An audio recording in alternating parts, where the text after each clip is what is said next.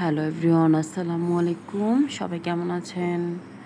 আশা করি ভালো আছেন। বাইরে যে কী পরিমাণ বৃষ্টি হচ্ছে, আর বৃষ্টি দেখলেই তো মনে হয় ঘর থেকে বের হয়ে যাই, কোথাও ঘুরতে যাই। কিন্তু এত পরিমাণ বৃষ্টি হচ্ছে যে আসলে ঘোরার কোনো সাহসই পাচ্ছি না বের হওয়ার। আর দেখা যায় আমি তো একা ঘুরতে যাব না, সাথে আমার মেয়েও যাবে। তো ওকে নিয়ে তো আর বৃষ্টিতে ভেজা যাবে না। আমি না হয় বৃষ্টিতে ভিজলাম, তো ওর কথা তো আমাকে চিন্তা করতেই হবে। কারণ বাচ্চারা অসুস্থ হলে দেখা যায় সেটা মায়েদেরই বেশি কষ্ট হয়, ওদের থেকে বেশি মায়েদেরই কষ্ট হয়। তো সেই জায়গা থেকে আমি আর কি ওকে একে নিতে চাচ্ছি না। আর আমার মতো আমার মেয়েরও ঘুরতে খুব ভালো লাগে। মানে যদি দেখে আমি ঘোরার জন্য কোথাও প্রস্তুতি নিচ্ছি, ব্যাগ বের করছি বা ড্রেস আয়রন করছি, এই ধরনের কিছু হলে তো ও কিন্তু কীভাবে যেন বুঝতে পারে, বলে যে মামুনি তুমি কি কোথাও যাবে। আমি আবার জিজ্ঞেস করি, আমি কিন্তু বুঝতে পারি কেন তুমি জিজ্ঞেস করলে। পরেও বলে যে তুমি ব্যাগ বের করলে, ওই যে কাপড় বের করলে নতুন।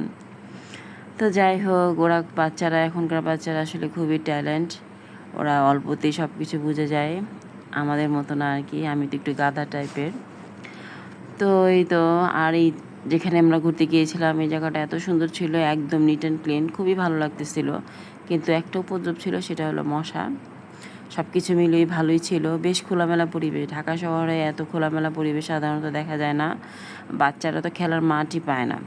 আর সাধারণত আমরা তো যাও পেয়েছি, স্কুলেও কিন্তু পেয়েছি, বাসার সামনে যদি নাও পাই, স্কুলে অন্তত খেলার মাঠটা পেয়েছিলাম। আর এখনকার তো স্কুলগুলোও দেখা যায় যে একটা বাসা বাড়ির ভিতরে থাকে, ওখানে বাচ্চারা কোনোভাবেই মাঠও পাচ্ছে না, দৌড়াদৌড়ি করতে পারে। বাচ্চাদের তাহলে প্রতিভার বিকাশ হবে কী করে? সব কিছু মিলে কিন্তু বাচ্চারাও কিন্তু এখন অসহায়। দেখা যায় ওরাও কোথাও দূরে কোথাও বের হতে চায়, ঘুরতে যেতে চায়। তো আমরাও চেষ্টা করি নিয়ে যাওয়ার জন্য বাচ্চাদেরকে। আবার সব জায়গাতে নিয়ে যাওয়া যায় না, এই আর কি।